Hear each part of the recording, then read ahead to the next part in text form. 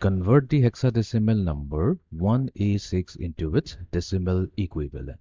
তো আমাক দিছে এটা hexadecimal number 1A6 আৰু এই hexadecimal numberটোক লৈ যাব লাগে decimalলৈ.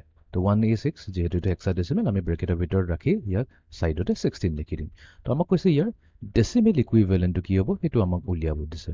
ওকে, তো প্ৰথমতে আমি কি কৰিম আমাৰ যোনটো গিভেন hexadecimal numberটো আছে সেইটো আমি ইয়াতে নোট কৰি লওঁ.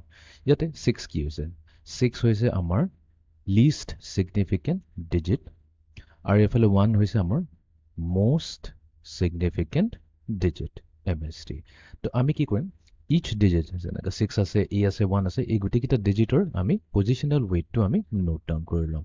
তো পজিশনাল ওয়েট আমি সদায় LSD পৰা আৰম্ভ কৰোঁ. তো ফাৰ্ষ্ট ডিজিট LSD ফাৰ্ষ্ট ডিজিটৰ হৈছে পজিশনাল ওয়েট হৈছে 16 to the power 0. 16 এই কাৰণে লৈছোঁ বিকজ আমি হেক্সাডেচিমেলত কাম কৰি আছোঁ.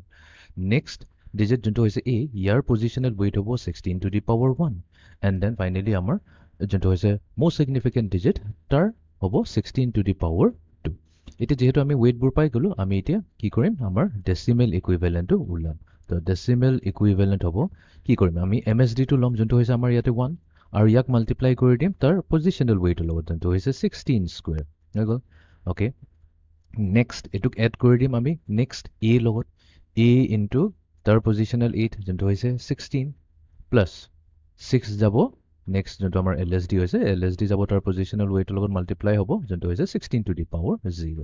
এতিয়া 16 স্কোয়াৰ মানে হৈছে কি 256 প্লাছ এতিয়া a ইনটু 16 দিছে আমাৰ যদি a আছে এইটোতো একচুয়ালি কি হয় 10 হয় ৰাইট আমাকতো ক্যালকুলেশনত কাৰণেতো এটা নাম্বাৰ লাগিব এইটো আমি 10 নিলিখিব আমি শৰ্ট ফৰ্মতে হেক্সাডেচিমেলত a লিখো বাট হৈছেতো 10 তো 10 ইনটু 116 হৈ যাব কিমান আমাৰ 160 প্লাস এফালে আছে 6 into 16 to the power 0 16 to the power 0 হৈ গ'ল 1 তো 6 ইনটু 1 হৈ যাব আমাৰ 6 এতিয়া গোটেইখিনিক আমি এড কৰি দিম এড কৰিলে আমাৰ ভ্যালু আহিব 422 তো তাৰ মানে 1a6 এই হেক্সাডেচিমেল নাম্বাৰৰ যেটো ডেচিমেল ইকুইভ্যালেন্ট হ'ব হেতু হ'ব 422